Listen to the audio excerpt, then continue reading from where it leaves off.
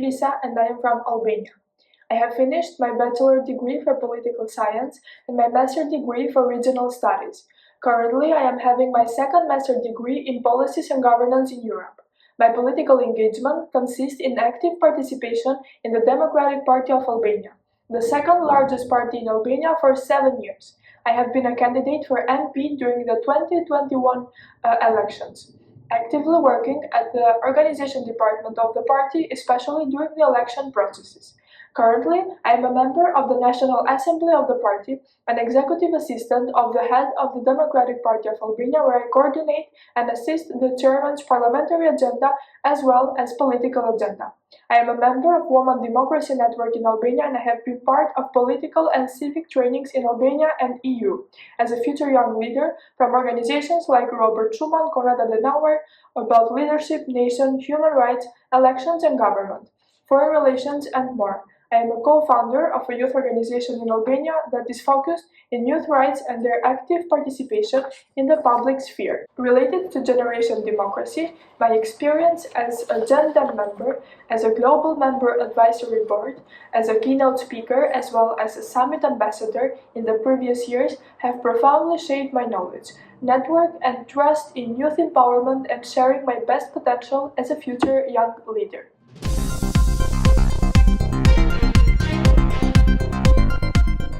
The level of awareness among youths in the Western Balkans about regional political processes can vary depending on various factors such as education, access to information, socioeconomic background, and cultural influences. Generally, young people in the Western Balkans are increasingly engaged and interested in political issues, particularly those related to the country's integration into the European Union, economic development, and social justice. However, challenges remain, including political polarization, corruption, and the legacy of past conflicts. Overall, there is a growing recognition of the importance of active citizenship and participation in shaping the region's political future. Some of the most important challenges that I believe that youths have to face is the lack of trust in politics, and they feel unheard and their voice is alienated from political processes. Besides that, about youth policies and regarding to youth policies, the development of them in the Western Balkans aim to create more opportunities for young people and address the challenges they face. But politically talking, I believe that there is a lack of attention from the political elite in the Western Balkan countries in promoting and empowering youth political meaningful participation. There have been positive changes through years in forms of youth policies and not only, mostly with the support of our strategic partners like USA and EU, by different forms of implementing and promoting democratic values and youth inclusion, through organizations, different exchange programs, and many other opportunities. Still, coming from tough communist regimes, the young age of democracies of our countries, with a background crucial issues like economy and corruption, tends to intentionally raise the level of awareness among youths, since we are the generation which have been born and raised in transition, and the fundamental change of our country's perspective for the future should start with us.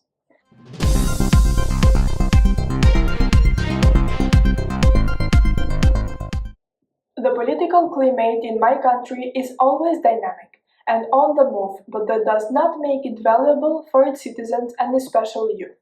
On the last report of IRI about Albania, 69% of its citizens trust the Special Anti-Corruption Structure, known as SPAC, an independent judicial entity tasked with investigating corruption and organized crime at the highest level of government and society in Albania, in doing its job free from political influence.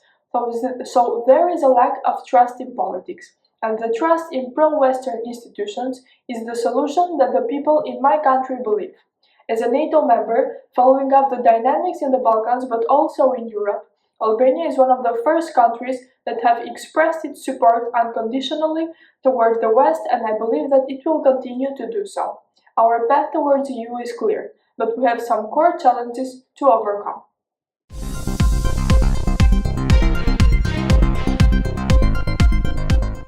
The Open Balkan Initiative aimed to promote regional cooperation and economic integration among the countries of the Western Balkans. The participating countries including Serbia, Albania, and North Macedonia, have expressed their commitment to facilitating the free movement of people, goods, and services within the region.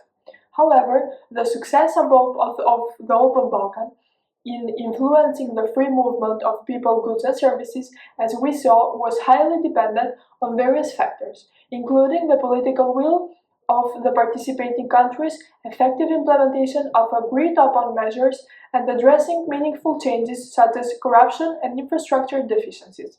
Additionally, the initiative faced challenges related to coordination with other regional initiatives and integration processes, such as the European Union accession process. I believe that this regional initiative, being selective in between countries with the same future perspectives, in times where frozen conflicts still remain delicate, it has influenced political problems in the region.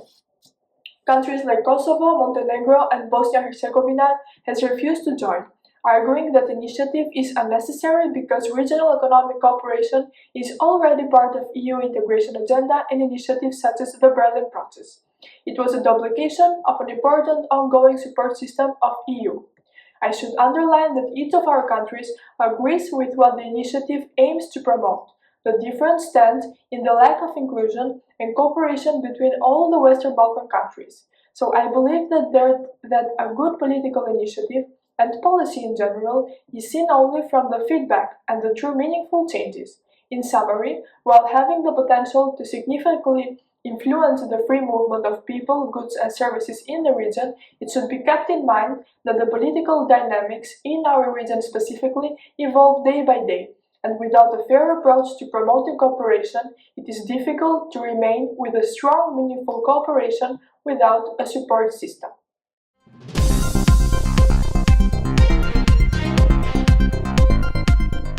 Youth engagement and participation are essential for driving positive change and building a more inclusive, democratic, and prosperous future. So I believe that this is what Generation Democracy aims to promote and is already doing through years. For this reason, I believe that there might be some different ways of addressing the challenges already. One of them is civic engagement, and youths can engage in civic activities such as volunteering, advocacy, and community organizing to address social, economic, and political issues. By participating in civil society and grassroots movements, young people can amplify their voices and advocate for positive change in their communities. Political participation, importance, awareness, I believe that it is crucial and it should have a crucial role in Generation Democracy's effort of promoting youth engagement and youth involvement in political processes, because we can influence political landscape and promote youth-friendly policies. Besides that, political education also is crucial, because we can promote education and awareness on key issues such as human rights, democracy, sustainable development, and environmental protection. By organizing workshops, seminars, and awareness campaigns, we can raise awareness among the peers of communities to foster a culture of informed citizenship.